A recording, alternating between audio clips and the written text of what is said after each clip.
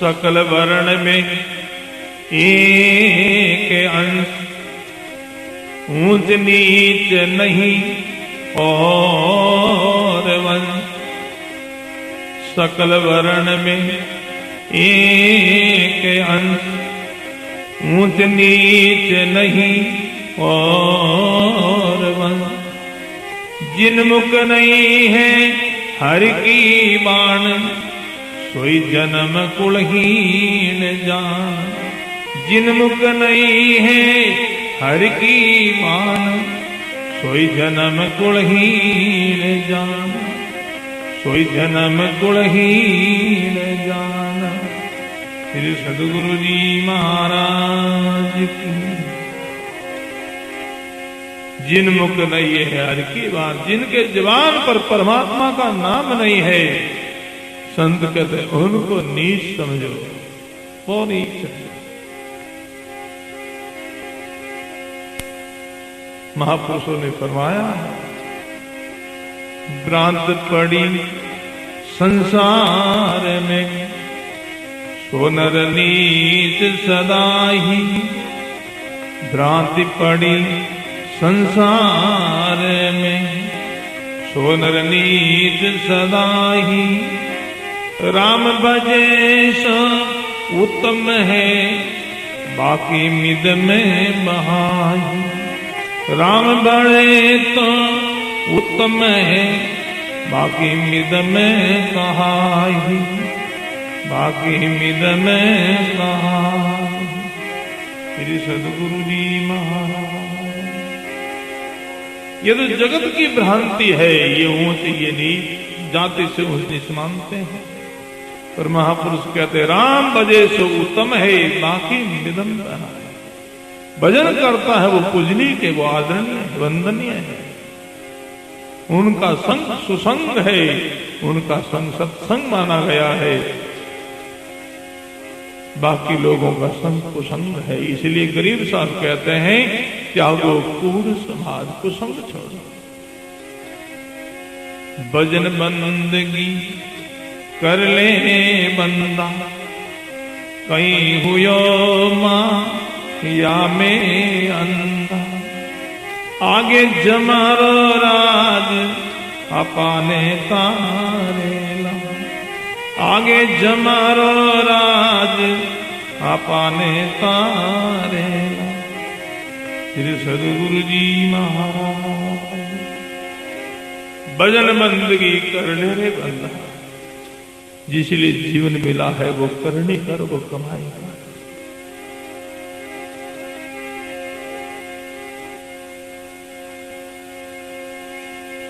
जिसलिए जीवन मिला वो करने वो कमाए, नहीं किए तो अंत में रोना होगा, अंत में पिसाना होगा। फरमाया है महापुरुषों ने, राजा खड़दलीप का प्रसंग आता है। सत्संग का समय थोड़ा ही रहा है, बड़ा सुंदर प्रसंग सुमृति में आया, यादी आई है, तो संक्षेप में आप लोग श्रवण करोगे। खड़दलीप राजा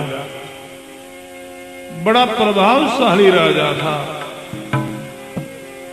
देवता और असुरों के बीच में युद्ध होना था। देवता लोग मिलकर के राजा खड़दलीप की शरण गए, सहयोग के लिए, सहायता के लिए, मदद के लिए। हे राजन, तुम धर्मात्मा हो और तुमको धर्म की पक्ष करनी चाहिए। धर्मात्मा वही होता है भाई धर्म की पक्ष करता है। ये भाई की पक्ष नहीं, माता पिता की पक्ष नहीं, जाति बंधुओं की पक्ष नहीं, धर्म की पक्ष करे वो धर्मात्मा कहलाता है। भाई की पक्ष कर ले, बंधुओं की पक्ष कर ले, वो धर्मात्मा कहां? जो धर्म की पक्ष करता वो धर्मात्मा कहलाता है। हे राजन, तुम धर्मात्मा हो, हमारे सहयोग में युद्ध में चलो, हमारी मदद करो। राजा खड़दलीप देवताओं की मदद करने के लिए युद्ध में गया। देवता और असुरों के बीच में युद्ध हुआ। और उस युद्ध में देवता लोग विजयी हो गए, असुर हार गए। देवताओं ने विचार किया कि इस राजा के सहयोग से हम विजयी हुए हैं, तो देवता लोग सब मिल करके, स्वर्ग में निवास करने वाले देवता लोग सब मिलकर के राजा खरदलीप को कहने लगे, राजा मांग मांग बर देवा को ही, देवे प्रसन्न हुआ है तो ही। है राजा, देवता लोग बहुत राजी है तुम्हारे ऊपर, कुछ वरदान मांगा। राजा खरदलीप देवता लोगों से कहते हैं, वर मांगो, वरदान मांगो, इनके पहले तुम ये बताओ हमारी आयु कितनी, उम्र कितनी है, कितना जीना है, पहले ये बताओ। देवता लोग अपनी सिद्धि के प्रभाव से राजा खरदलीप को कहने लगे, राजन जीना तो भाई बहुत थोड़ा है तुम्हारा। कितने वर्षों का है महाराज? बोले वर्षों का नहीं है राजन, तो कितने महीनों का? बोले महीनों का भी नहीं है। कितने सप्ताह का है? बोले सप्ताह का भी नहीं। तो कितने दिनों का? बोले दिनों का भी जीना नहीं है। तो देवता लोग राजा को कहने लगे, राजन ये क्या वरदान मांग रहे हैं? घर जाकर के क्या करोगे? कहा छोड़ेगा नहीं। ये राजा कहीं ज्ञान विचार, काल सम कोई प्रलय नहीं काल। हे राजा कहीं ज्ञान विचार, काल सम कोई प्रलय नहीं काल। काल सम कोई प्रलय नहीं काल। है राजा, कहीं भी चले जाओ, काल छोड़ेगा नहीं। राजा खरदलीप देवताओं से कहने लगे, देवताओं जब राजा वर निविद सारी, मेरे घरा पुरस के बारी। जब राजा वर निविद सारी, मेरे घरा पुरस एक बारी। मेरे घरा पुरस एक बारी। श्री सतगुरु जी महाराज।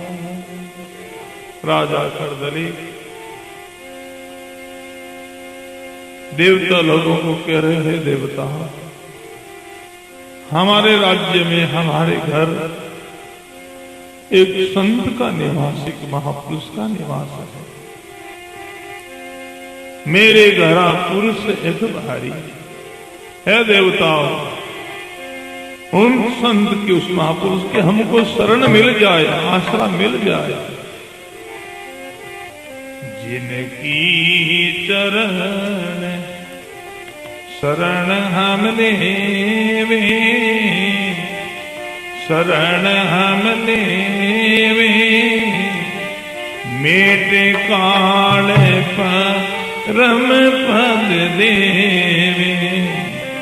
मेटे काल परम पद देवे।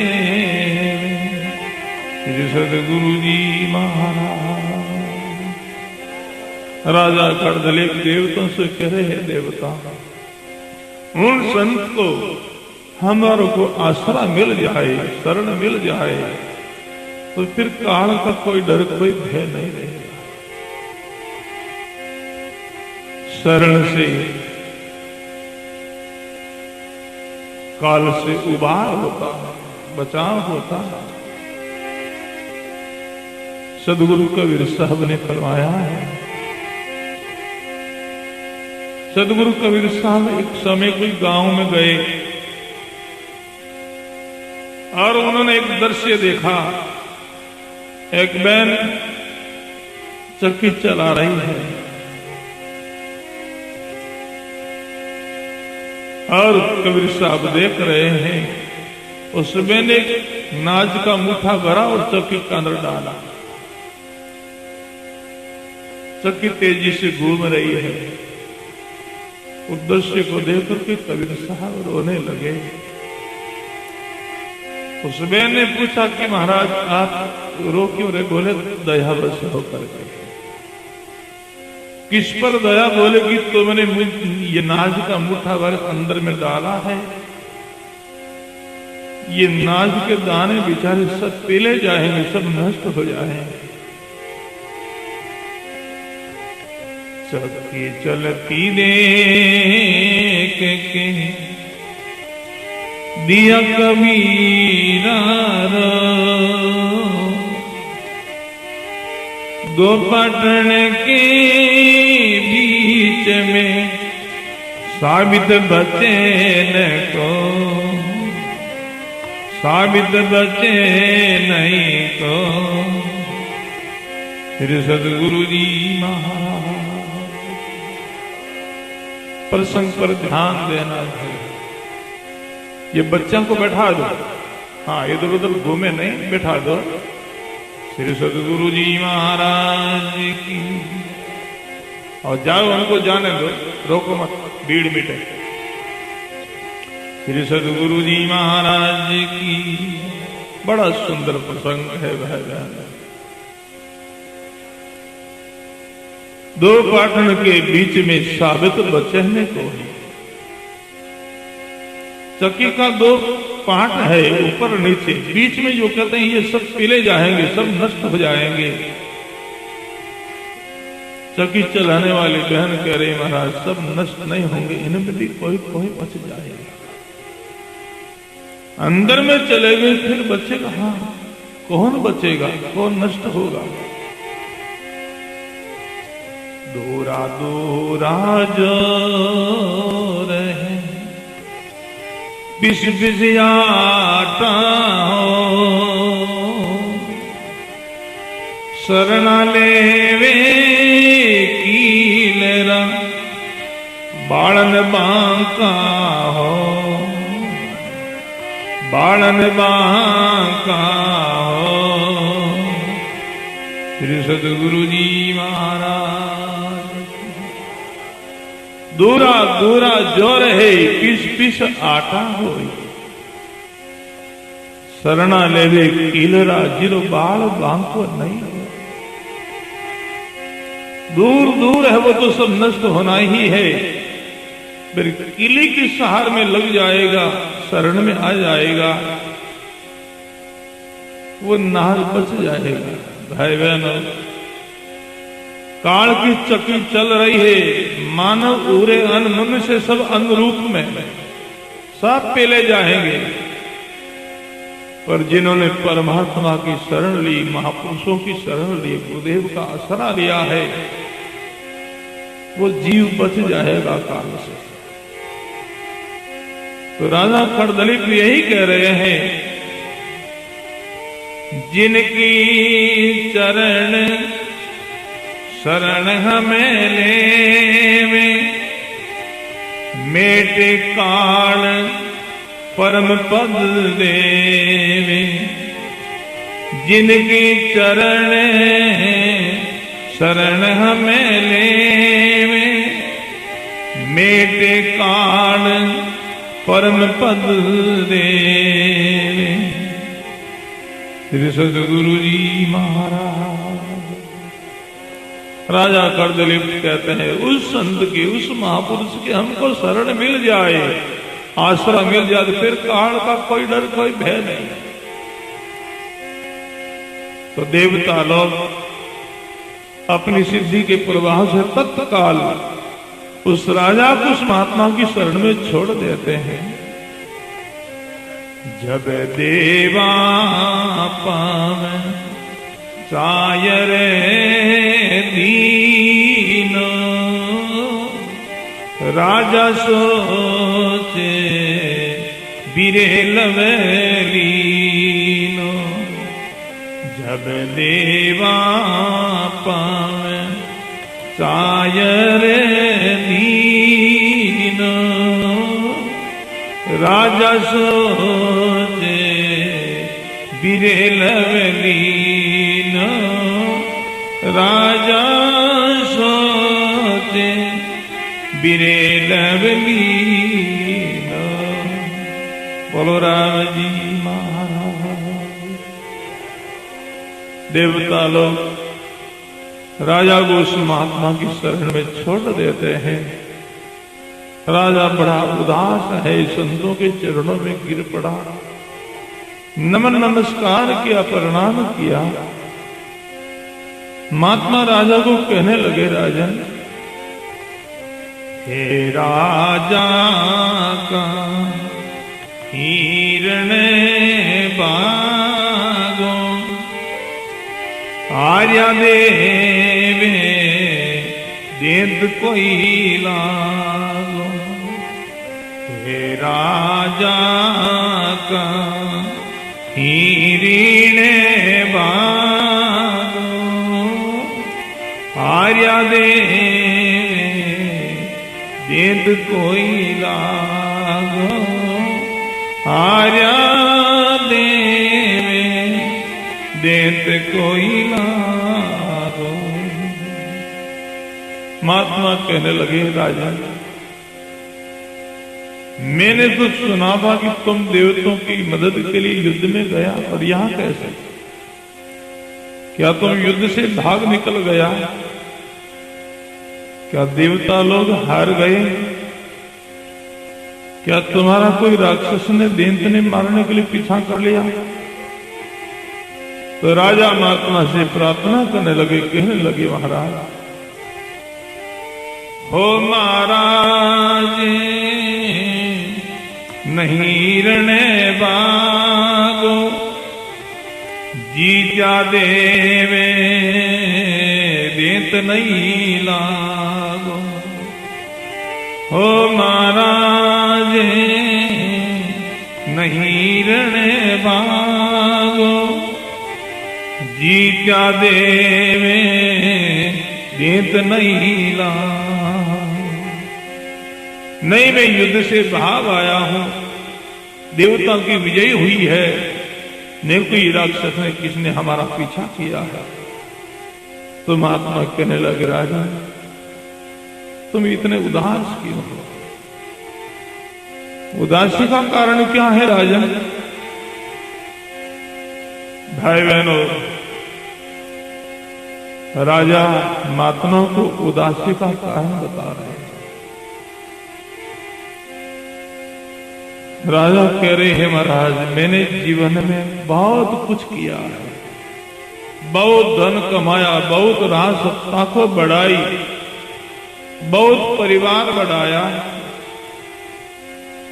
परंतु जीवन में एक कार्य नहीं किया महाराज, और वो कार्य नहीं करने से ये आज मैं उदास हूं, आज दुखी हूं।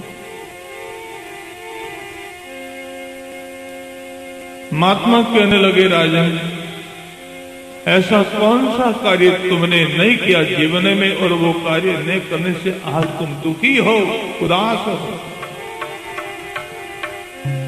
राजा कहते हैं, और तो जीवन में मैंने बहुत कुछ किया, बहुत धन कमाया, बहुत राज सत्ता को बढ़ाई, परंतु आप जैसे संतों का सत्संग नहीं किया, परमात्मा का नाम का सुमिरन नहीं किया, भजन नहीं किया। दूसरा जितना कुछ किया है वो सब 2 घंटा के बाद में छूटने वाला है। साथ में चले वो धन नहीं कमाया, वो संपत्ति नहीं कमाया। भाई बहन, लौकिक जितना धन संपत्ति है वो सब शरीर है तब तक अपना है। शरीर छूट गया तो सब छूट जाता है। महापुरुषों ने फरमाया है, तन छूटा छूटे सबे, छूटे गरे और गां, सुत विद छूटे किसन ला, संगी सतगुरु राम, संगी सतगुरु राम। बोलो राम जी महाराज। शरीर के छूटते ही घर छूट जाता है, परिवार छूट जाता है, धन संपत्ति पद छूट जाता है, पर अंत में भजन शुभम सत्संग सेवा परोपकार जीवन में किया है, बस वही कमाई अंत में साथ चलती है। और राजा कहता वो कमाई हमने की नहीं है महाराज, बस उदासी का यही कारण है। मेरे तो यादार गुरु देव के चरणार बिंद में,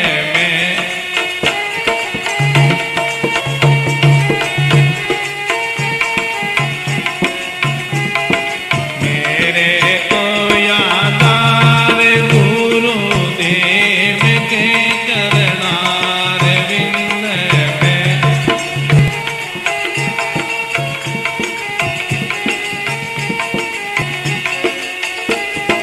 मेरे तो यादार श्री राम के चरणार बिंद में,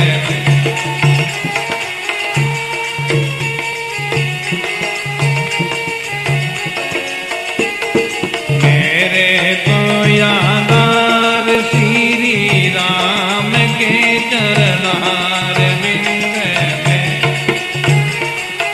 जय हो।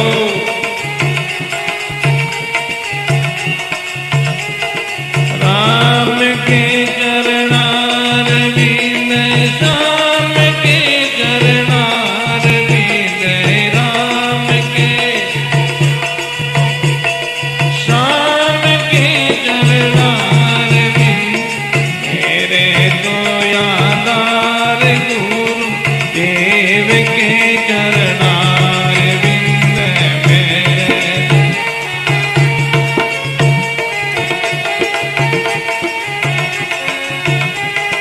मेरे तो यादार गुरु देव के चरणार बिंद, मेरे तो